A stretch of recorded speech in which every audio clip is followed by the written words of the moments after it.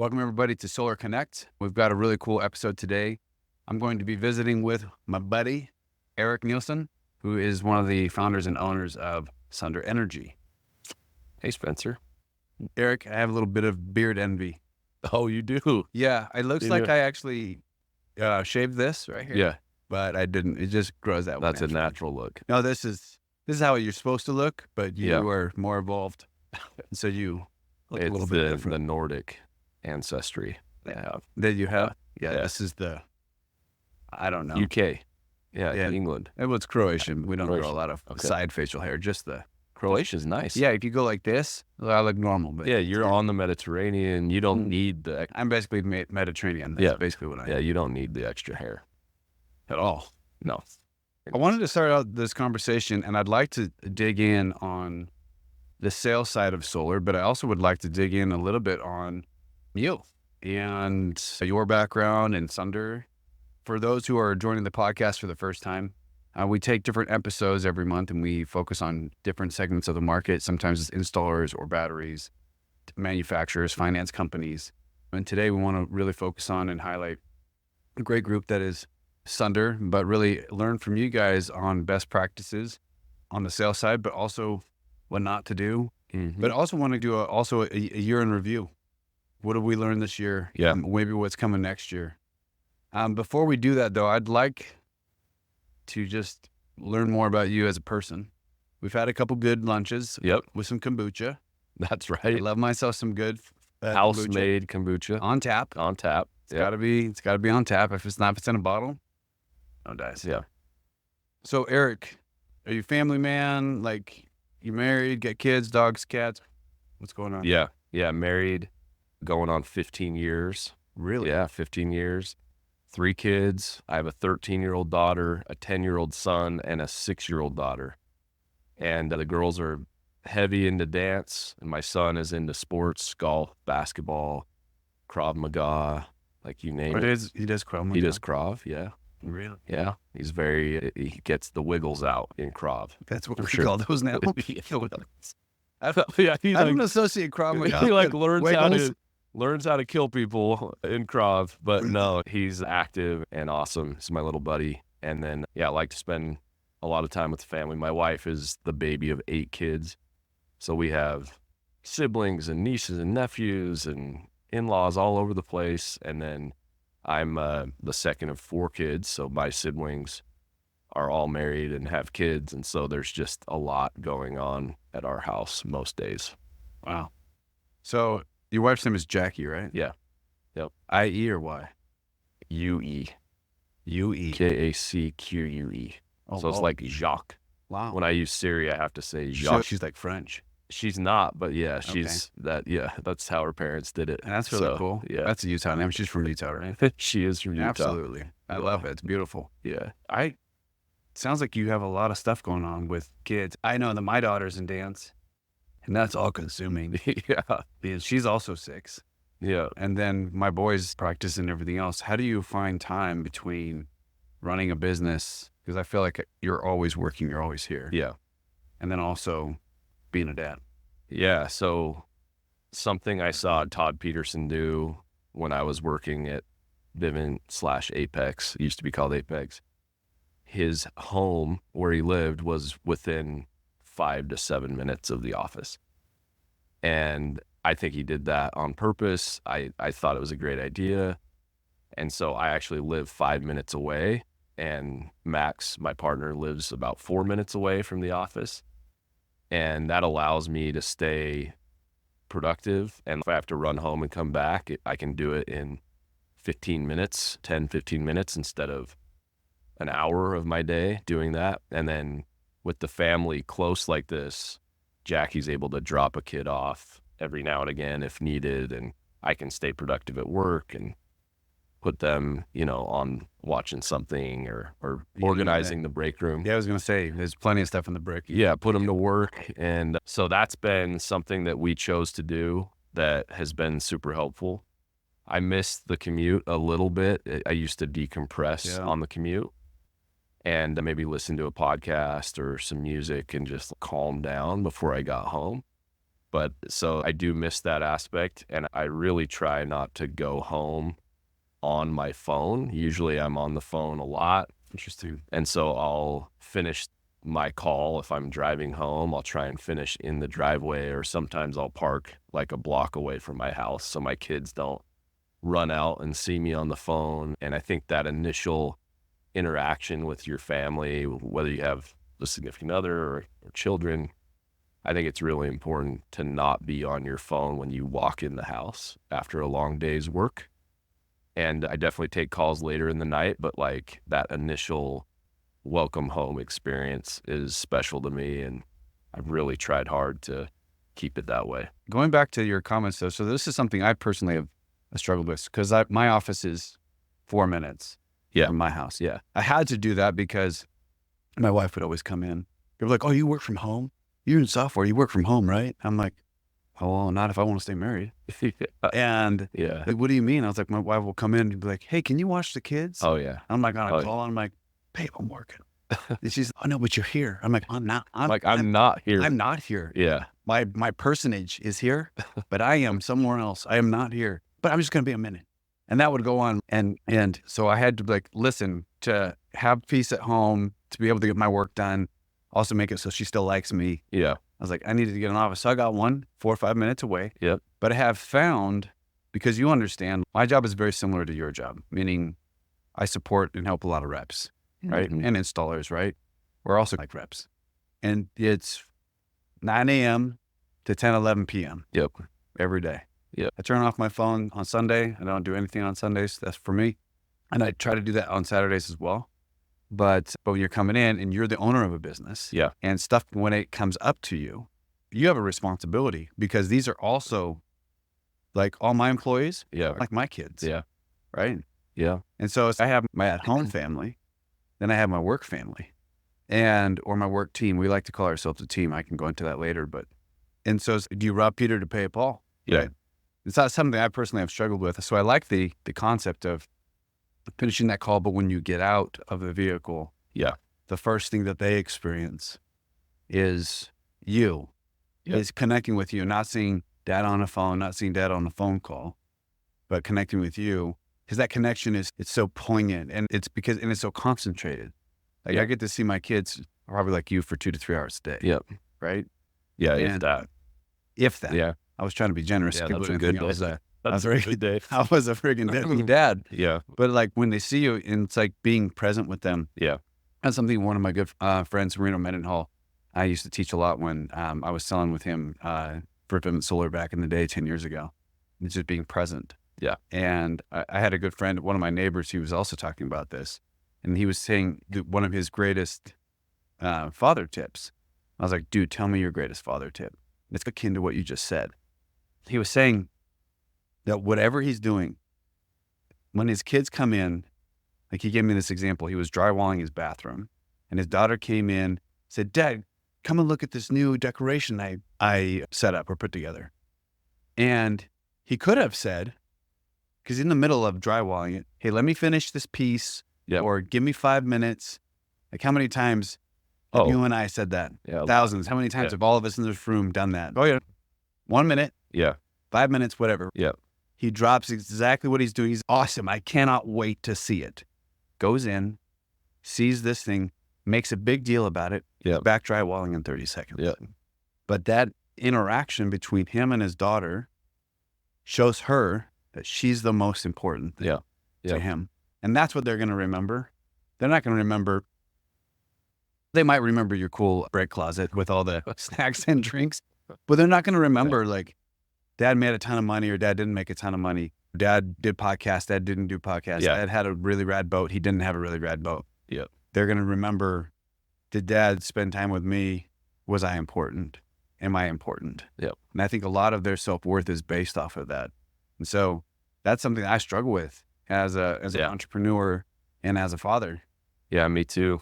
I think none of the improvements I've made in that department have come naturally, because I think there is a sense that the people that are relying on you, whether it be sales reps or employees or vendors, that they're important too. And they have families and they need you to to do your job in order for them to make a living and be successful. And so I've gotten caught up in that a lot throughout my career. And so it was like either learning from other people that have been through it, that have shared these little words of wisdom with me, or listening to a podcast where I hear a gem like that. I've really had to make it part of my plan to be deliberate about these things. And if you talk to my wife, like I'm failing in so many other ways. But yeah, that that initial, like when I come home, I've even made it a game because the kids are starting to get a little older. So they'll be doing their thing or in their room or whatever. But when I come home, I give them, I make it a competition. So like my 6-year-old loves to get first place in all things. And so she's like running from the basement to come give me a hug. The first one to give me a hug gets first place. Dude, I'm so doing this now. And the older kids are now getting into it. And I love it. And my 13-year-old kind of rolls her eyes. She wants Come on, to Dad, get don't be first. dumb. Yeah, but she's like running too. So that's fun for sure. And then I really try not to pick the phone up during mealtime. We try and have meals for whoever's home every night, and then or go out to eat together.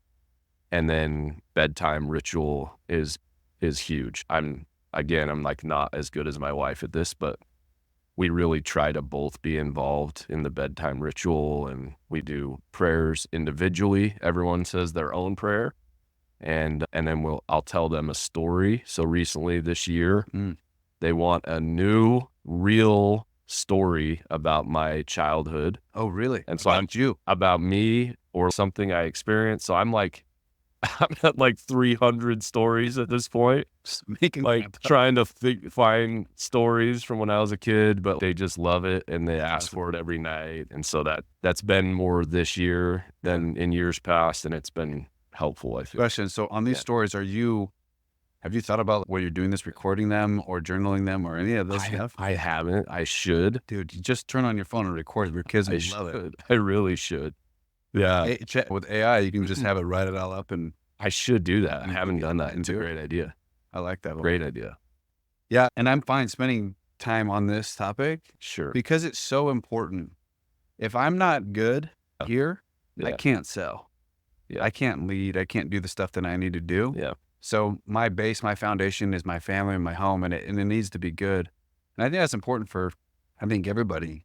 Now, people that are listening might not have a spouse, you might just have a dog or a cat, or you might not have anything at home, but you have friends and relatives and things like that. But I think it's important that we have an emotional, spiritual base. Yeah. That we call home, and that helps us be grounded and centered. Yeah. So we can operate at our highest level of efficiency. Yeah. And give our best. Because I know when things aren't good at my house, my company's not getting my best. Yeah, it's hard. It's really hard for me. And if you're in solar, I assume most people listening are in solar this year, last year. They've been tough years. It's been hard. And so Jack will tell me like, hey, you're here, but you're not here.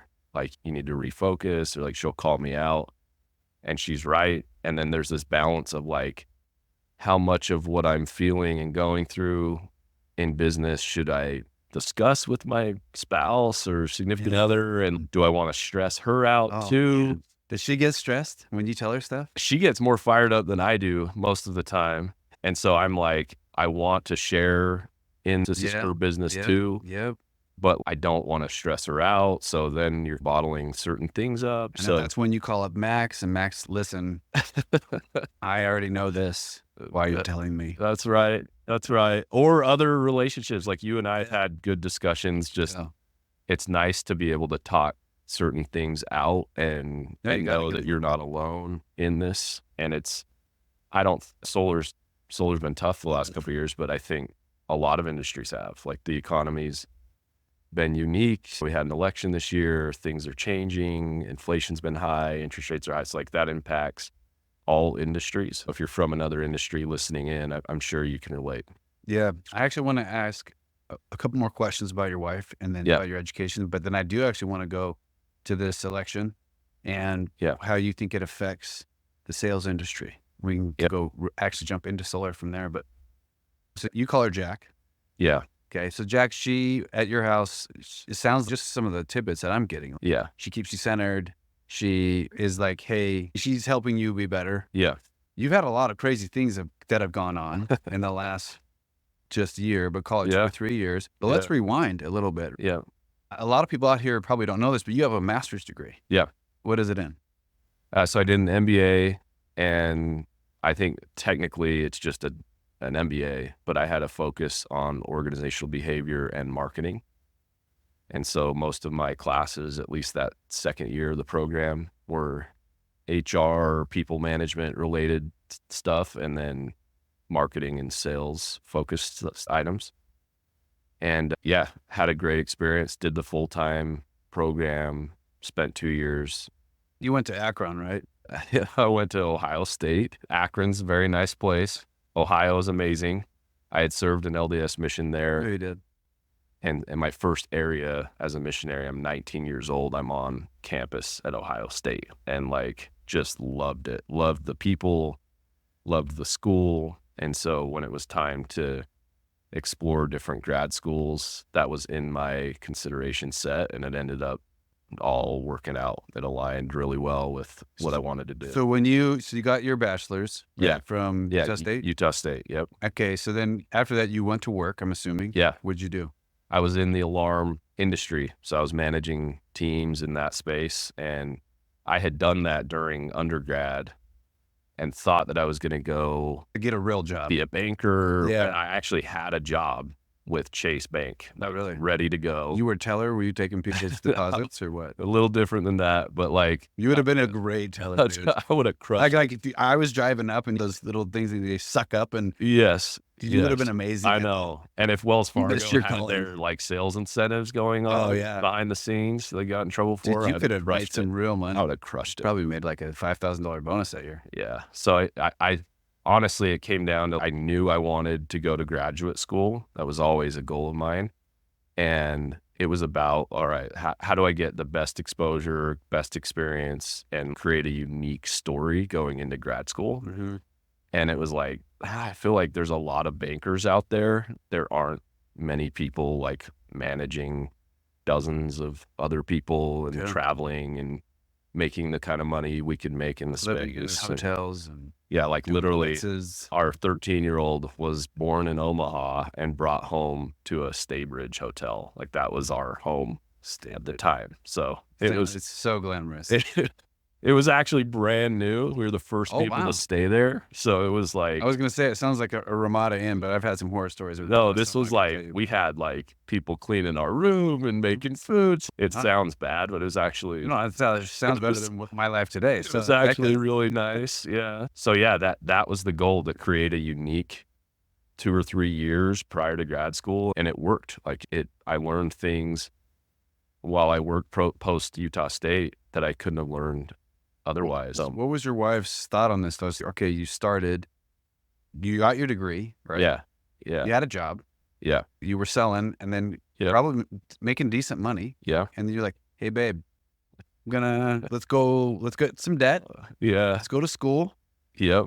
Was she super supportive? Was like, hold on, what are you doing? She was supportive. She's always believed in me, like ever since we started dating. And she's actually a year older than me. So Oh. she was a little more mature than if I, She's a cougar. Like she's a went to Boy cougar. Scout? She's a Utah State girl. Oh, So yeah, I always felt support from Yeah, her. cool. And like, she loves being around her family. Like I said, she has a big family. So for me to move her out with a 1-year-old to a state she'd never been to before, into an apartment that we essentially signed up for without ever seeing it prior to us going out there, it took a lot of faith on her end, but I've never felt unsupported by her. And it was tough. It was like I would leave for school at maybe 6 a.m. most days. And I like to do my studying before classes started. So I'd usually have that first 3 hours to study, 2 or 2.5 hours.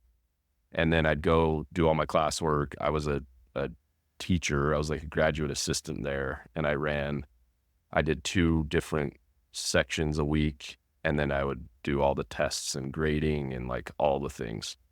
So I think I had 500-ish students from the undergraduate program come through my class. And that was probably 20 hours, 30 hours a week sometimes. And then I was working for a startup too when I could. Yeah. And so she was home alone most days for almost 2 years. And I know it was tough on her, but she very rarely complained and just believed in me. And we ended up coming back to Utah after grad school, and she was very happy about that. Yeah. So then we fast forward, you got an MBA, Mm-hmm. and then you went to, I'm going to butcher this, I know, but after your MBA, I know at some point you were the GM at Vivint. Yep. And then from Vivint, you went to Legacy. Yep. And Legacy, Sunder. Yep. And then Sunder with Freedom. And then you guys went on your own. Yep. About a year ago. About a year ago. Yep. And through all these transitions, it's a lot. She's there. Yep. Supporting you. Yep. What would you say the greatest advice she has given you in the last, especially, let's call it the last year and a half, 2 years? Man. If you were to, or something that you're really grateful for that she did or told you. Yeah. So we joke a lot. We are opposite in a lot of ways. Like, she's a musician, she's an artist, she's a graphic designer, she's an interior designer. Like, she's very artsy and has a really good pulse just instinctively on people, situations. She can read a room really well. She can read people's intentions quite well. And I'm much more of a scientist. And I think in sales, we have to create and be artistic in a way. I'm like very goal oriented and driven and organized. And my schedule is very like to the minute. And I think just learning really through how she behaves to not get so upset when things don't go according to plan. That's been a big thing. She's very accepting and inviting. So even through COVID, we had a new business. We didn't really have many employees, if any at all. Like, we were running everything. I was doing it from the house, and we ended up bringing 2 different individuals into our home during COVID. She has 3 young kids. We have 2 other extended family members living at our home. I'm trying to save a business, run a business from home. And like, just to watch her be that person for all these people was inspiring. So I think no matter what I'm faced with here at work, the role that she takes in taking lead with the kids and like just caring and loving the way she does is way more difficult and way more important than anything I can. But it frees up your capacity, though. Yeah. I've thought about it. Your wife actually sounds very similar to my wife. She's very artistic and has done a lot of these things you've said, is very patient with me. Yeah. Crazy entrepreneur. But by doing that, she frees up my capital. Yeah.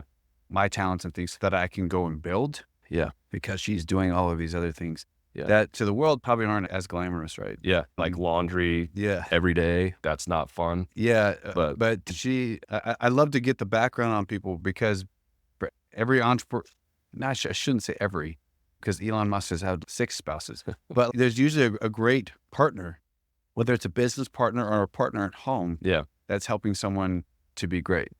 So I like to highlight those people, because sometimes we don't know who they are. Yeah. No, thank you for that. And I can't take it for granted. There were a lot of days in the last 14 months where I was 5 minutes from home, but I didn't see my family like at all that day. And 20-hour work days, 18-hour work days, trying to get our new model up and going and the sales volume through it. So I don't take it for granted, and I don't express my gratitude as much as I should. So I'm glad I had an opportunity to do that here. So am I. But I want to jump onto that last comment you said, as you guys have created this new model and you've transitioned. I want to talk about sales, and I want to talk about this model. But to start that out, let's talk about the election. Yeah. We had some groups that we were working with, in the moment that they found out that President-elect Trump won the election, they called us up and said, "We're out. Yeah. We got to hold on. We got to see what's going on." Yep. And there's groups on both sides of the camp where they're like, he's going to be great for business, or he's bad because he's going to cut taxes and do this and the tax credit and all that kind of stuff. With what you've seen historically from the last 4 years that he was in, what you think you can expect as a sales organization, How does that change your guys' outlook for next year, positively or negatively?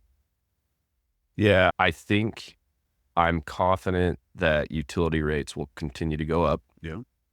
and I'm confident that with the Inflation Reduction Act, there's been a lot of investment in domestic manufacturing, which is what I believe the Trump administration wants. I'm also confident that we're going to see tariffs and continued tariffs. Like I believe President-elect Donald Trump when he says, I'm bringing more tariffs to the I party. believe it. I believe him. However, I still think the value proposition will be very good for a customer. And I think this is my 10th year in solar. And when I first got in, reps were making 20 a cents a kilowatt. fifth, like a tenth of what they're making now in California. And obviously that's an effect of equipment pricing has come down. Yeah. Utility rates have gone up. So like those two factors alone make solar make sense for customers, even if the rep's making a good commission on the deal. But I think there's a lot of room. So if costs go up and we do have to take a pay cut, there is room for that. And I think the industry will get better at consolidating into the winning either models or platforms or companies. And I think with streamlined services and streamlined everything, efficiencies are reduced, and that means, efficiencies are gained. I was like, oh, wow. Costs are reduced, and it makes the product more viable. But I also believe the traditional, like just sell a solar system will be modified over time. So we're already seeing a lot of new batteries come to the market, and you're seeing policy change around that. Arizona, California are leading the charge on that. And I think we'll see a lot more storage heavy legislation come our way. And I think we're going to see a lot of innovation on the battery side. I think the EV industry and solar, commercial resi, I think it's really pushing the limit on what we need as far as battery supply and also battery safety. I think it's really important. Historically, let's take a look, because I've got data from Interflow, but you've got your data from Sunder. Let's rewind a year and a half ago. Yeah. How many of your reps were selling batteries? Yeah, it was sub 10%. And how a many year ago.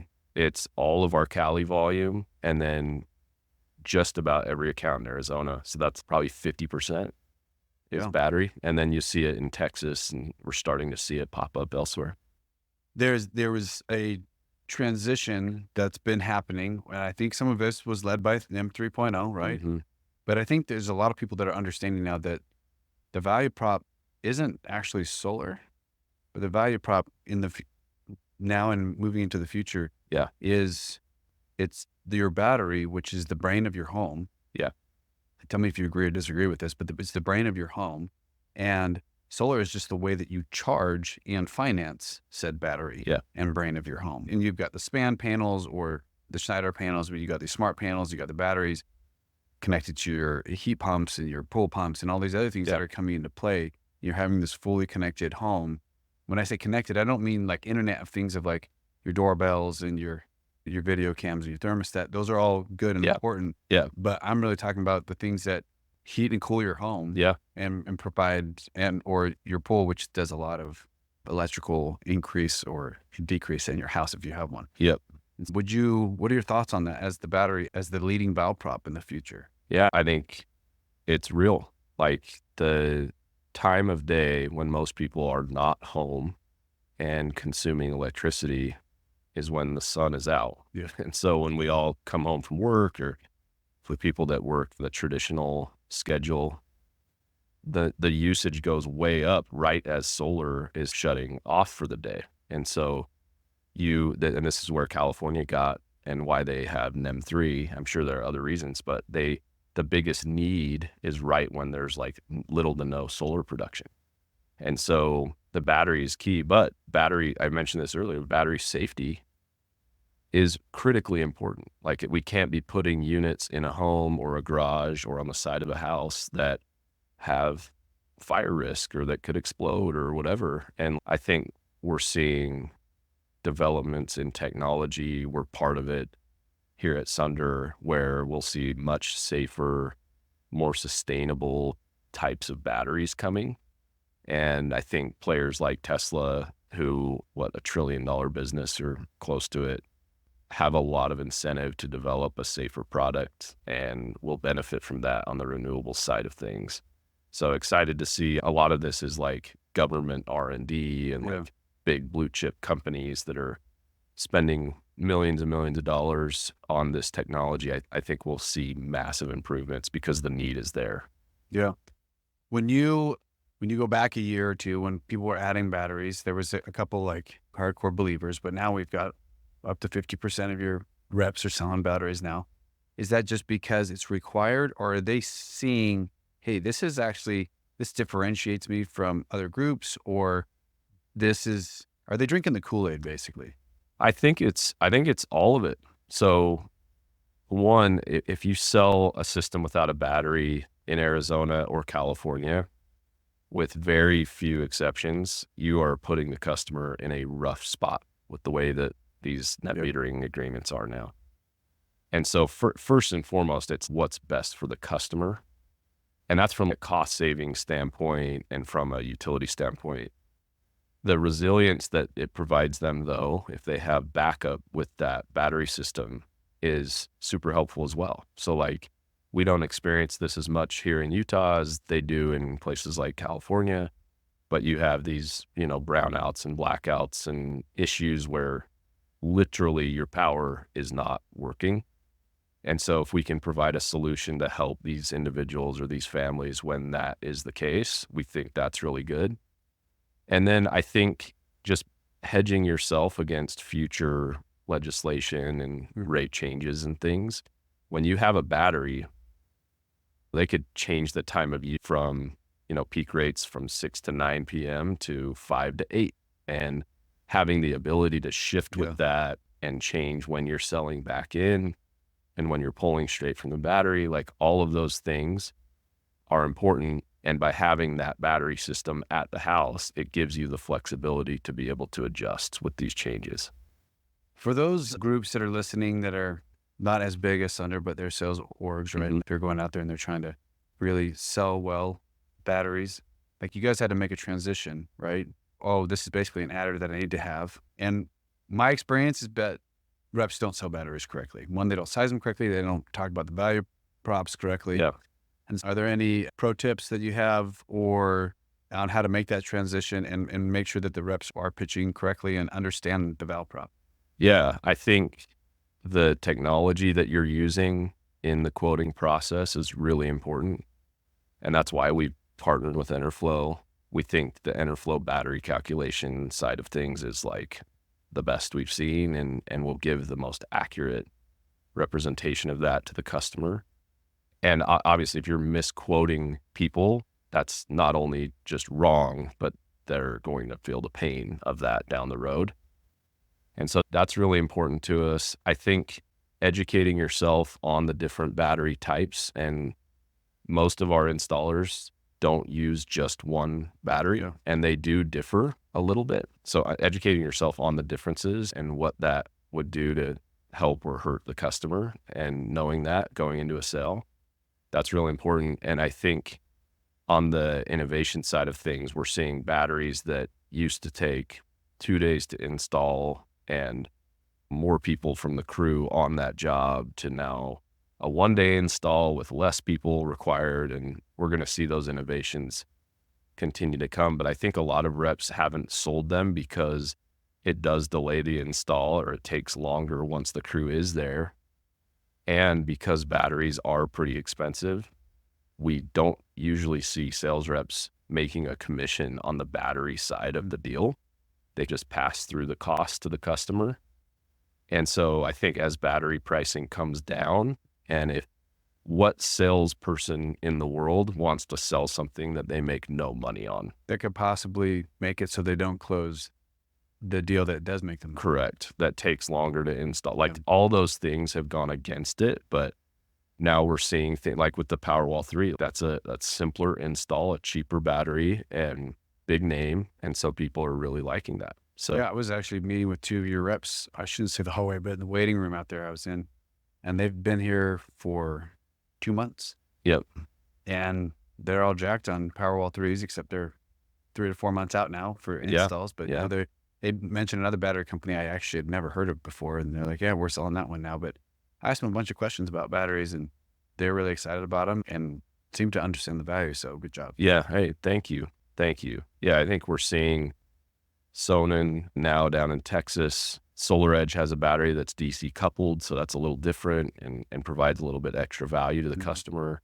Enphase does theirs in increments of 5 kilowatt hours. So, and they're modular, so you can stack from 5 to however many. I don't know what it is, 20 or 25. And so that's all just helpful. We're loving the progress on that side of the space. That's cool. What are the 3 big solar markets? You have California, Texas, and Florida, right? Yeah. Would you say that, are you guys evenly distributed there? Is one state bigger, or? California's the biggest for us. Yeah. Florida is probably number 2. Illinois is up there. Is it? Yeah. Nevada, Arizona, Colorado have always been staple markets for us. But yeah, Texas is just such a big place. And the battery game, I think, is really taking off there more than other places with SolRite? Yeah, with SolRite. But you also have others figuring it out. You have a deregulated market, and then you have times during the year where if you're using your pool pump or AC unit during the wrong time and you're on the wrong rate schedule, like you can open up a bill that's over $1,000 when normally it's $200 a month. So it's like a market where you have to be smart and sell it the right way. But I think the nation as a whole will continue to double down on battery technology. I agree with that. When it comes to California, because we had the transition from NEM 2.0 to 3.0. Yeah.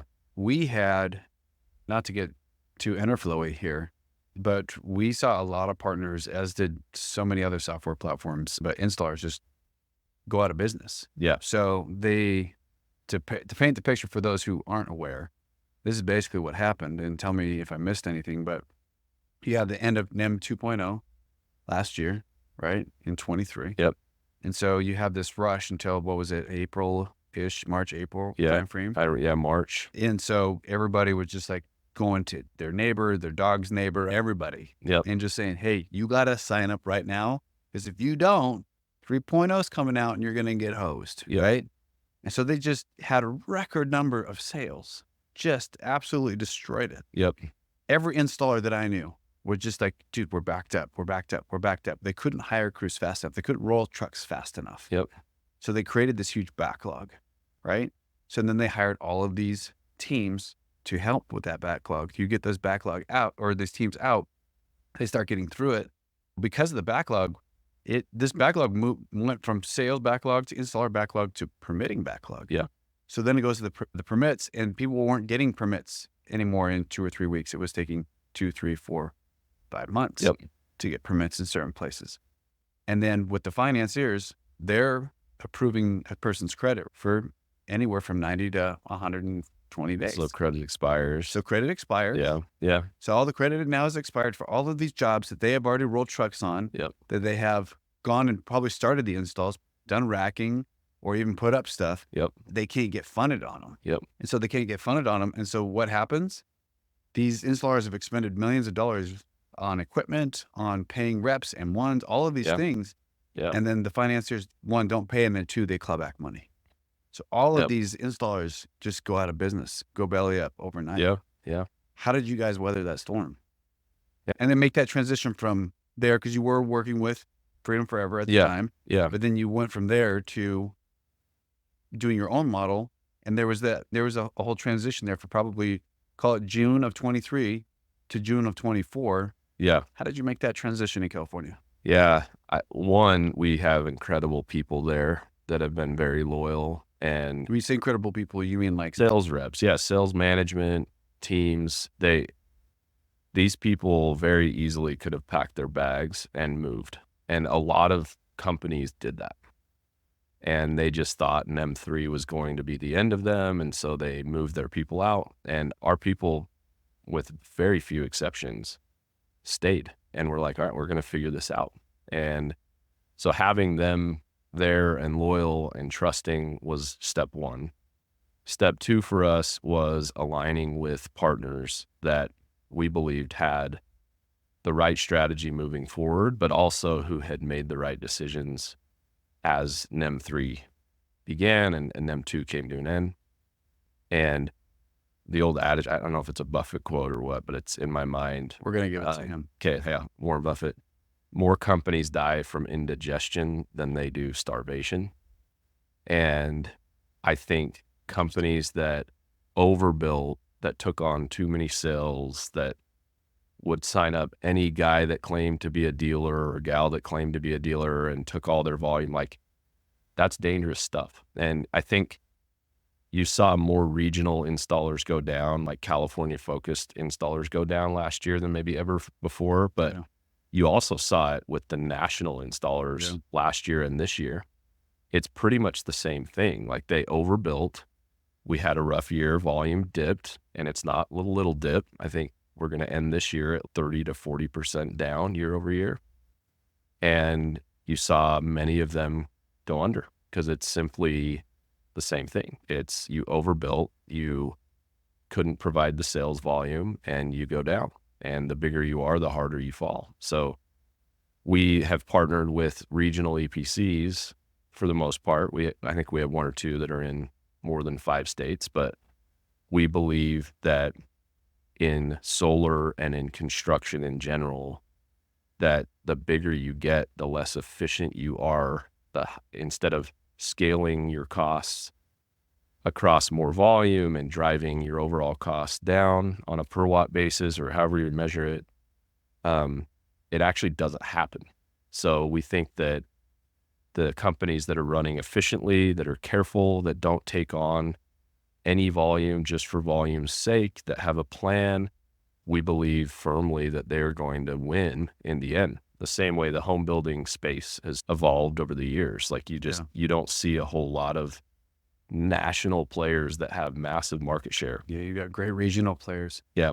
It brings up, there's an installer that you guys work with, and I know that, he said his secret sauce isn't, because all my competitors just use the same equipment, and we all roll basically the same trucks and hire the same labor. And part of his secret sauce was the relationships he has in the city and the permitting. And it's walking over and going to Bob, because every guy in permitting, his name is Bob. Yep. There's a Bob and a Susan at every permitting table, every city across office. America. Yeah. Right? There absolutely is.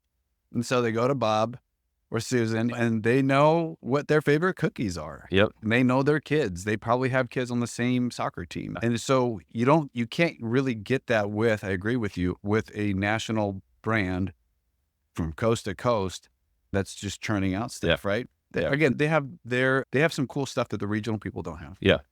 But I think one of the cool things about the regional installers is they have those relationships, and that allows them to be really good.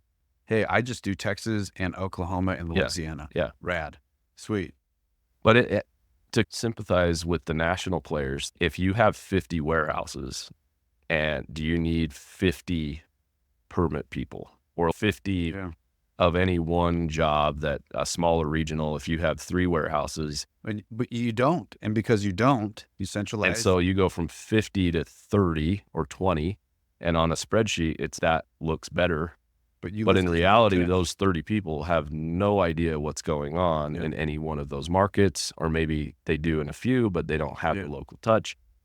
And so we've been like, okay, we can bring the national scale, and finance can operate nationally. Installs need to be regional. Yeah. And the only one caveat to that, I think Bright Planet or Bright Ops, they call themselves now, they're pretty big, but they aren't like coast to coast opening up warehouses everywhere. They select the states that they want to operate in, and they go deep in those markets. And that, to me, is the way to go. If you want to go big as an EPC, really focus in on the markets that you're good at. And Mikey's done a really good job there. We were talking about Bright Planet, Bright Ops, but he picks those markets. He has those relationships. Like his local people have those relationships. Yes. And that's one of the reasons why he's fast and does a great job. One sec. Let me make sure at this. Yeah, go ahead. You go ahead and take a look at that. Okay, sorry. guys, just so everyone knows, I'm not as important as his child, because if I was, the phone would not be. Don't even. I did. Okay. This is live. This is actually pre-recorded. You probably. All right. He hasn't texted yet. Okay. Okay, we're good. Let's dig in a little bit more on this. Yeah. Okay. I'm a new, or I might even not be a new sales org, right? Yeah. Maybe I am making a choice right now, and I've got a really good offer to work with a really good, like I'm going to go put all my chips in on one regional, or I'm going to go with a big national brand or whomever, right? Yeah. Or I'm like, maybe I want to go and I want to de-risk myself and put different teams with different installers. There's pros and cons to both. You've lived both. Yep. What would be your suggestion there? So things to consider. Yeah, I think there might not be a perfect answer here, but if you want to own your own thing and you're happy doing that and you have a team of people that actually know what they're doing, like you can't really call yourself a company if you don't have someone that understands accounting and is actually doing the work that would be required to have a set of financials or like an idea of what's going on in the business. And so if you're going to do it small, I would say pick 1 or 2 EPCs and good ones. Spend more time vetting them than you are doing anything else around that time, and make sure that they have the right strategy and plan to align with you, and really just run an efficient shop. And I think if you try to be really big and you don't have the infrastructure or the foundation to do it, it crumbles super fast. And we've been lucky enough to be able to have that team in place. But it's also, if you want to be competitive with the lowest red line that's out there in the market, like you can't be all things to all people. Yeah.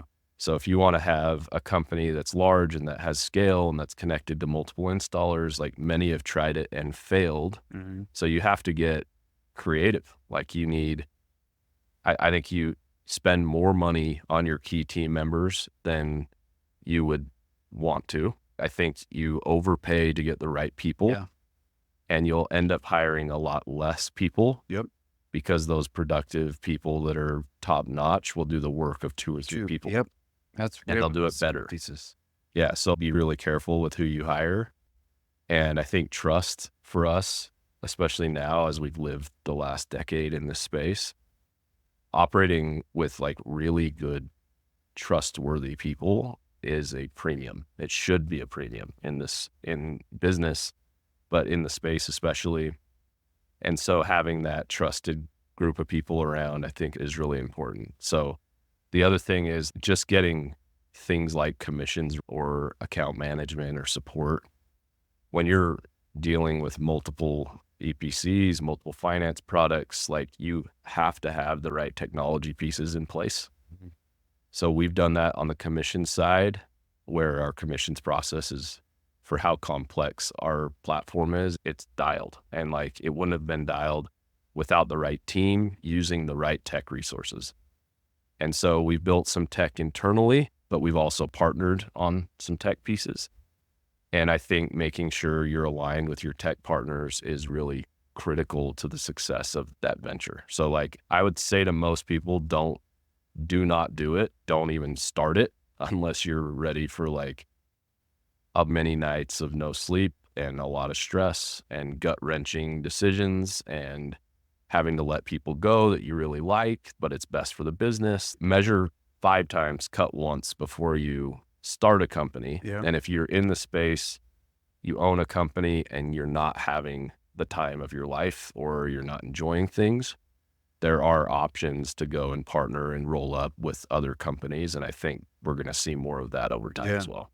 There's a couple topics here I want to pull on. That one is, you guys have groups, for example, that they're not Sunder. Yeah. But they work with you. They piggyback on some of the efficiencies. You guys have built some great tech, and then you also integrate with other tech. Yeah. And I know that's one thing that is happening. I want to talk about that in just a second. Yeah. Because that's another option for people out there, that you don't either have to just build it, be in-house, or build everything yourself. There's a third option, partnering, right? Yeah. Like build, buy, or integrate, as we think on the software side.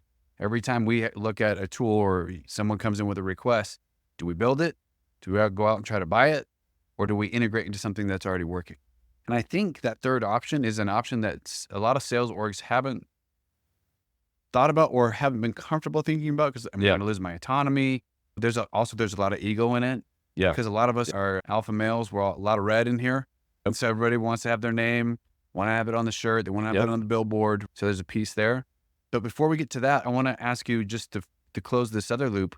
You guys have worked with, I think in the last year, 40 different installers. Yeah, right? Around there. But you'll probably only actively work with less than that. I don't know the exact number, like a lot less. Yeah. How do you guys go about, because when you say, hey, you need to vet them, how do I go and vet an installer if I'm a sales org? Yeah. Yeah. It's the partnerships piece that you've mentioned. Like, we've become really close with people on the equipment side, people on the finance side, people on the tech side, and they know who's legit and who's not. Usually it's who's paying their bills and who's paying their bills on time. That's a really good sign.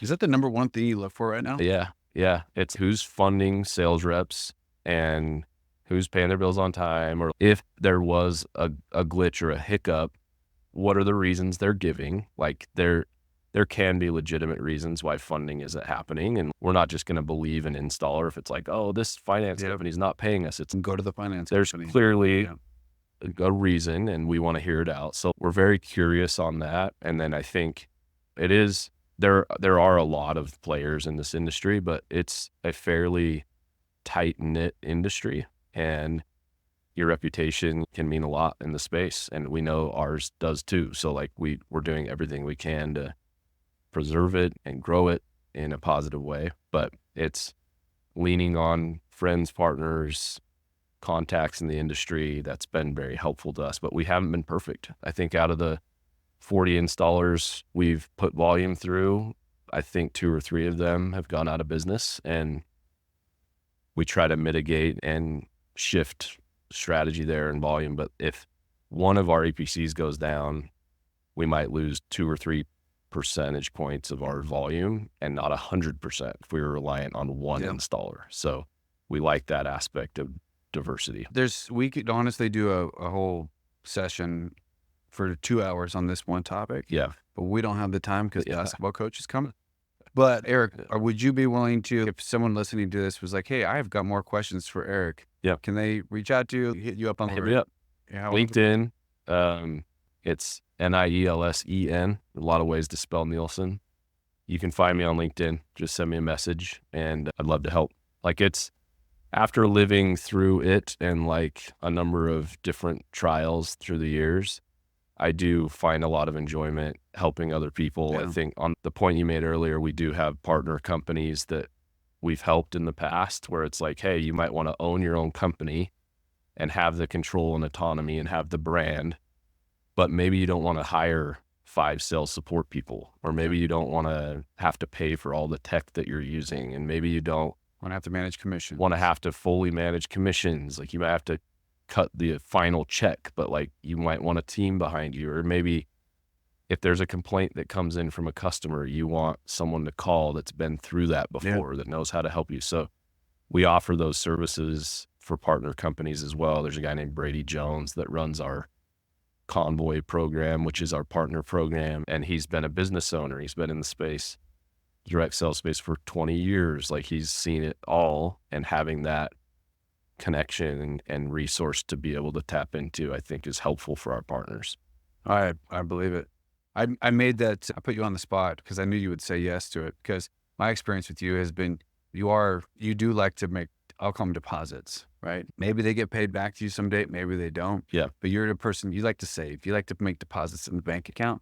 And so I like that about you. And that's something that's stood out, I think, just about your organization. You've got some great and stellar people here. Thank you. That do that. But speaking of someone in your organization, the same sales rep I was talking to earlier. Yeah. Been here for 2 months. Okay. He was I was asking him a story. Yeah. So how long you been here? 2 months. Oh, where'd you come from? I was selling for X installer. I was in-house, or not in-house. They were associated with him. So he's his own company, but associated, but basically almost like a pseudo in-house, Yeah. right? Why did you come here? And it was really a no-brainer. And I'm not trying to do a Sunder infomercial here, but literally, it just lines up with your point, what you just said. And this can be found, just in the fairness to SolarConnect, this can be found with a lot of different organizations, whether it's finance, sales, installs, all over. But the model is what I want to refer to here, is that, why did you come here? And it was really a no-brainer for me. He said, all the stuff I didn't want to do, didn't know how to do, or didn't know I should be doing, commissions, back office, accounting, all of these other things, the non-glorious, the plumbing of the sales org. I didn't want to do that. And it's like, I just want to focus on what I want to do, which is recruit, train, and sell. Yep. And he's The like, money-making activities. I want to do those things. And there's so many people out there that don't want to be like, I don't want to say, because it might sound demeaning, I don't want to say like a real business owner. Yeah. They want to own a sales organization, but they don't want to run a sales organization. Yeah. They're two very different things.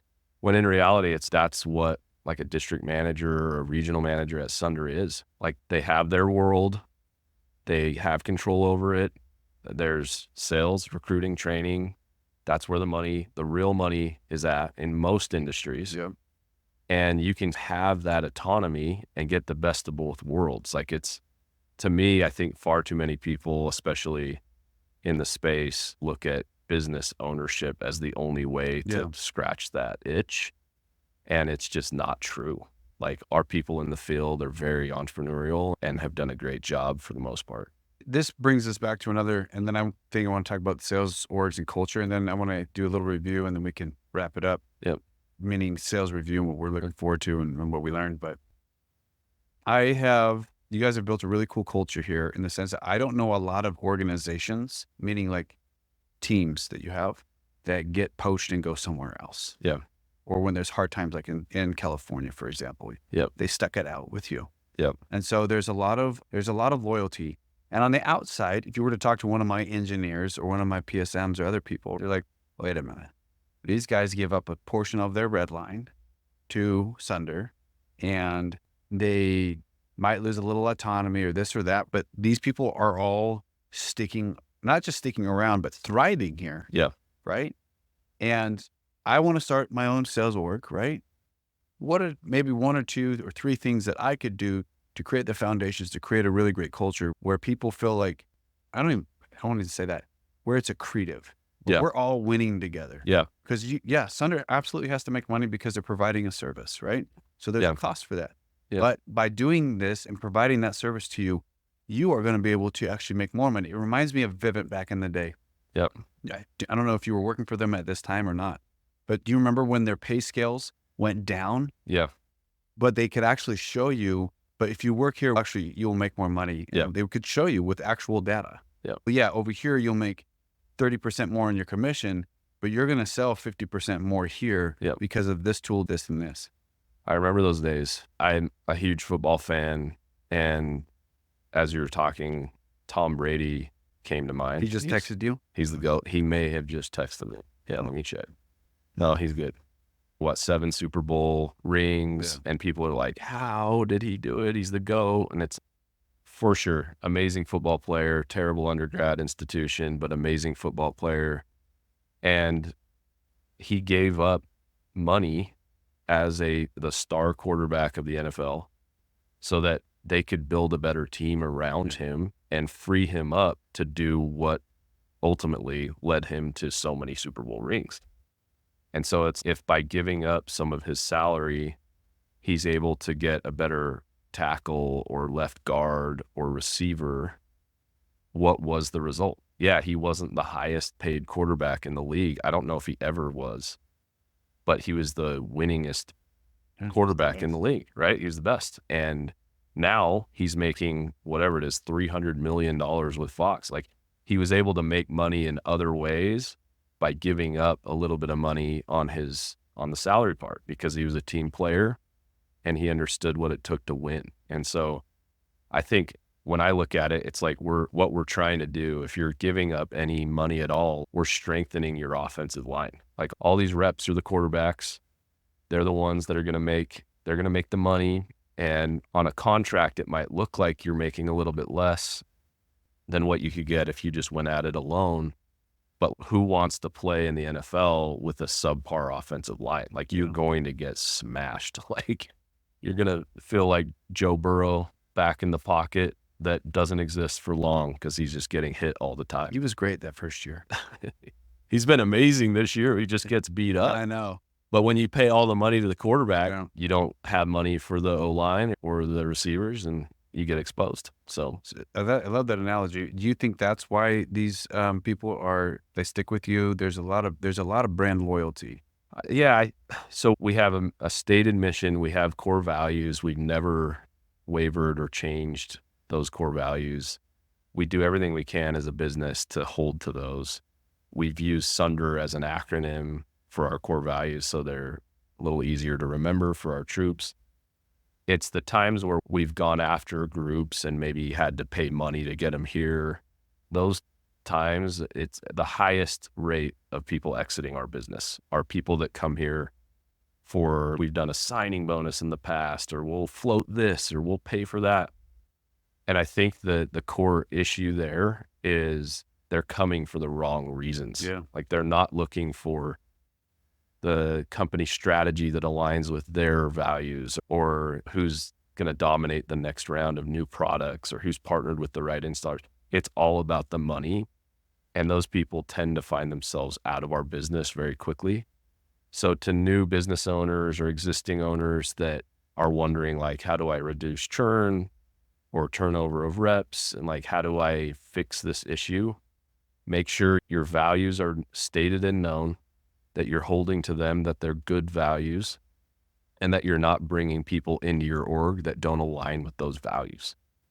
Because if you do, they will burn you, they will leave you, they will play games to try and get more money out of you. And we've seen it over and over again. And it's, sometimes I get tempted. It's, oh my gosh, this rep installed 200 accounts last year. Let's go. We got to throw everything we can at him. And those are the reps that are the least grateful. Yeah. It's all about them. Yeah. And don't fall for that trick. It happens all the time in the space. One of the things I have found on my side of the aisle is when you have, because we have our stated goals, mission statements, and our core values and tenets. Yep. And when you have people that don't align with those, if you have 9 out of 10 who do, that one person, they slowly and sometimes quickly erode your culture. Yeah. Culture is so good culture. Yeah. Bad culture is really easy to build. Yep. Good culture is so hard to build. And once you get it, you have to protect it. Yep. And so it's to come back over here for a second. So when we pitch people, I might even have said that, I think I even said this to you when you guys were looking at signing up with us. And I said that and there's other people who are listening to this right now that know that I've said this to them as well. Spencer, when we sign up for Interflow, we can expect how many jobs to be sent our way? 0. Yeah. What do you mean? I'm like, I'm not going to send you any jobs. I said I can. And if the opportunity arises and you are a good fit, I would be happy to do that to help build your business. Yep. But never, ever sign up for our service because you think I'm going to send you jobs. As like our software and our efficiencies and what we do, that's what you should be signing up for. And that when you were talking, and that's the value prop, right? Yeah. Value proposition. And that's what you're saying to these people, like, hey, it's also because when you pitch them on the wrong thing, it's like when with sales reps, whether it's my reps, your reps, anybody's reps, when we make it about price, specifically in software, even in solar, but if you make it about price and not about value and benefit, then that is such shaky ground and it doesn't last very long. As soon as you make it about price and there's one hiccup in onboarding, there's one hiccup with the install, that customer is gone. Yep. When you make it about the value and about the benefit, and if they're truly bought into that, they'll pay whatever price if you make that value and benefit great enough, right? Yep. So I also think that's, for any of those sales orgs that are listening, how can you, I think one of the questions is, how can you as an organization provide value to the end user? Your end user, your customer is your rep, right? Another one though is actually the customer, because I think we forget about them, but that's another podcast for another time. But the end user is your rep. How can you provide that? Speed of pay, right? Tools, stability, honoring what you say you're going to do, right? Training, certification. There's so many things, right? But then also holding that line. One of the hardest things I've ever had to do as a business owner is fire a friend. Oh, it's the worst. It's the worst. It's the worst. Yeah. The absolute worst. If I knew how bad it was, I maybe never would have started a company. Yeah. It's just gut wrenching. It is. If you have a heart. Yeah. It is awful, but you have to be able to do that. Yeah. And you have to be able to do it quickly because one, it's not good for them and it's not good for you. Yeah. And it erodes your culture. Right. And so I've made hires and I didn't make the changes quick enough. And it caused some damage that we worked through and gotten better from. But I know that lesson really well. It's very important for me. No, and on that point, I think being very careful on the front end, who you hire, and then setting expectations very clearly out of the gate around not only what the responsibilities of the role are, but specific like KPIs or measurables that you can hold each other accountable to. Mm-hmm. I think I've learned that the hard way, frankly, like over the last 5 years. Like I've been really detailed on responsibilities, but pretty vague on what success looks like. And then there's like a warning meeting a year in, and then we're letting them go and they're shocked. And it's, dang it. I thought we were crystal clear on this. I thought you could read the signs, like we're having weekly meetings about your performance. And so I think if I had it to do over again in these couple instances, I'm thinking of like really clear, prescriptive targets, goals, et cetera, I think are important for both parties. Yep. Yep. I want to just do a real quick review of 24 since we're at the end of it. From a sales Before we do perspective. that, hold on one sec.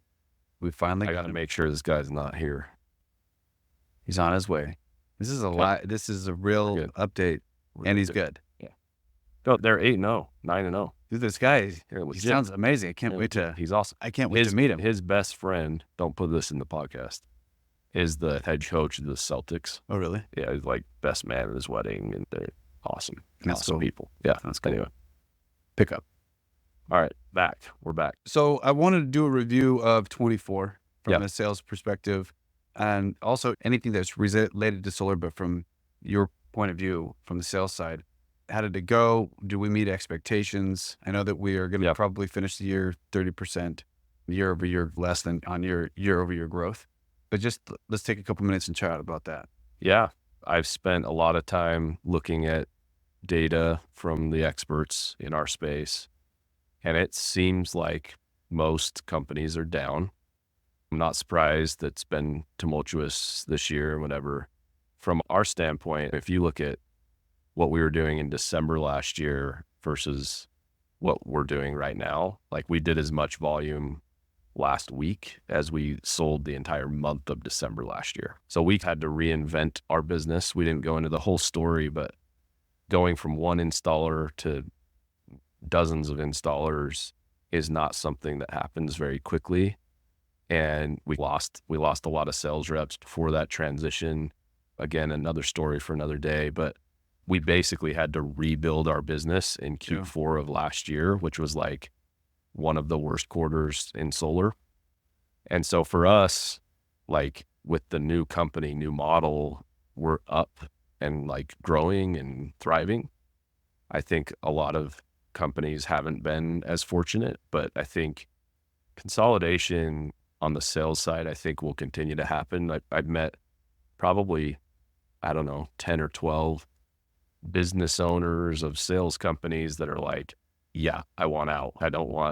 This is not the life I wanted to live. Usually it was like a really good sales leader or salesman or woman that thought, oh, if I go start a company, I'll go get some extra margin.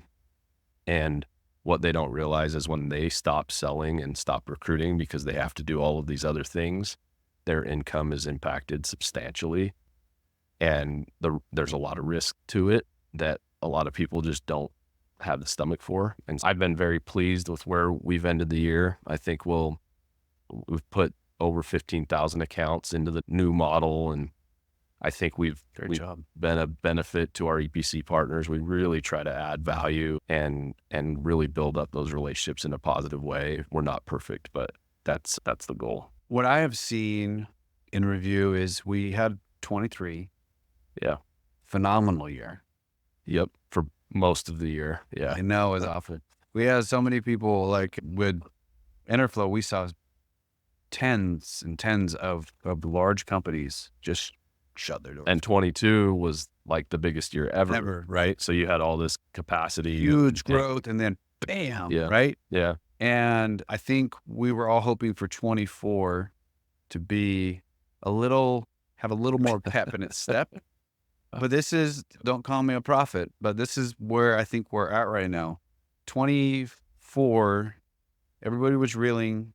I remember when I met with you guys a year ago. Yeah. It was, you guys were like, yeah, this could go one of two ways. This could go where it is today, or it could go the opposite. This is either going to be really hard or we'll be out of business. Yes. So It wasn't, this is going to be really awesome and fun. It was, this is really going to suck for a long time and then it will get good. yeah. Or we're going out of business and I'm going to come work with you. I'm Yeah. like, sweet.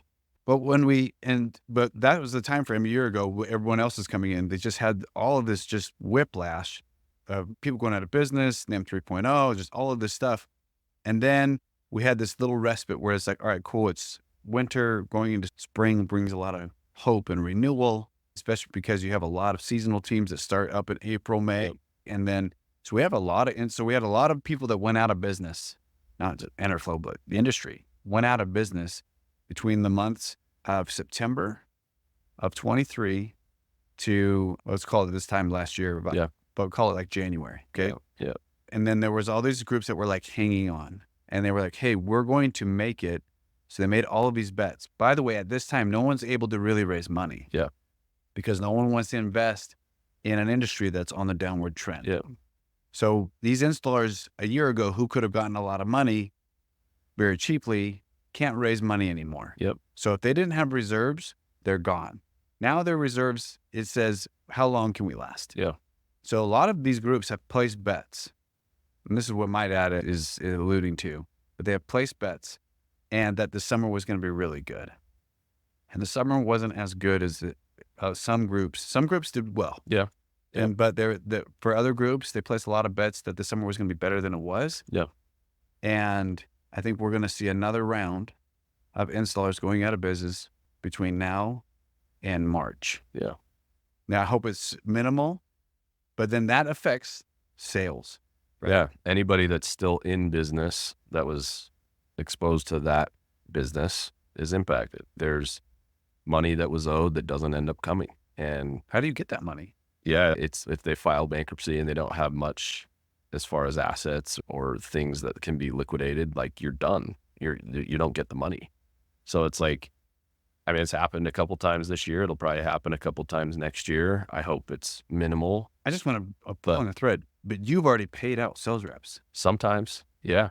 Yeah. Sometimes. And, our reps that have lived through that, we've had a couple installers that have gone down. Our finance partners have been very helpful in helping us navigate that landscape. Or if an account can be resold or transferred to a new EPC, we're figuring out how to do that a little better now. But yeah, we've had to come out of pocket. Some reps, it's, hey, we didn't receive any money for this. And technically anything prior to PTO is an advance. So the money's just not there. Like the account didn't get to PTO, but for the most part, our reps have taken it in stride. They get to work with a new installer and move on. So again, that's a very small percentage of our portfolio, but hats off to the reps that have had to live through that and have done it with honor. And but I agree. This is the time of year where if you don't have consistent volume and installs on the calendar as an EPC, like it's tough. So one of the things I've always wanted to be known for is just year-round consistency. Like we'll sell more in the summer just because they're warmer days and longer, but we sell well. Like we sold over 300 accounts last week. It's first week of December. Like that's awesome. We're providing something to our install partners that's much needed in the quote unquote off season. We don't have an off season. So if there's one thing we could do for our install partners, I think they would probably say it's give us volume in November, December, January. And we've had a successful track record of being able to do that. I think that's an unintended consequence of this conversation, but that's such a huge nugget to me. If I was a sales org, how can I give my installers volume in those off months? Yeah. Because that's when they're contracting. Yeah. And that's really important to Yeah. them. If I were to take some of the tidbits that you've given throughout this and just re-encapsulate them, we've got to vet your installers really well. If I'm a new sales org, vet your installers really well, right? Spend time with them, see them in person. Mm-hmm. And I think you've alluded to this, and in other conversations I've had with you off camera, it's not always about, you guys don't always have maybe the lowest red line. Yeah. It's, again, the flip the script. There's a premium or a price that you pay to work with Sunder, but there's also a price you pay to work with a BPS or a really good installer, right? And so just being able to quantify and understand that cost and then associate it to the right value is part of that verification process that you do with an installer. Yep. Have a really good culture, which I think some of those things are pay on time, have good trainings. I think the emotional piece, have really good spiffs and competitions and communication, and have your tenants and do exactly what you say you're going to do. Yep. And when you have bad actors, and then once you've done that, then really it's now the opportunity is yours to really put your grit and grind to the test and go for it. But there's also an option though, if you don't want to go for it alone, you can team up with a team like a Sunder, or there's other groups like you guys out there that you can go and they'll do the back office for you. Yep. But you can come in and just do what you want to focus on. And maybe it's not a long-term relationship. Yeah. Maybe do I have to sign a 3-year contract with you if I want to come in and use those services? Nope. So I could probably just do it for 6 months, a year. I'm like, cool, I got my feet underneath me. I've got it. Yep. And if I still have the desire to go out on my own, I'll go out on my own. And if not, then I've got a home. So I think that's a good kind of encapsulation of part of our conversation for 2025. Yeah. Your crystal ball. What does it look like, and what are we hoping to see and do? I think 25 can be a growth year. There's a lot of unknown with the new administration, but if all things held constant, I think it would be a growth year. If there are a bunch of new changes thrown at us that we have to adjust to, it might not be a growth year. I think we'd be happy if it was like a flat year. I think you're right. I think companies will go out of business in the space if they're not careful. And like I said earlier, the big ones fall the hardest. So I would be very careful about your strategy as a business owner right now. We've respected when an installer comes to us up front and says, hey, we normally would ramp up crews and inventory and all these things for summer, but this year we're not going to be as aggressive because we need to be strong in the off months. That communication is so key, so that when install timelines through the summer get longer, you at least knew in May, hey, if we use this installer, they've given us a heads up, they're not going to grow the way they did in prior years.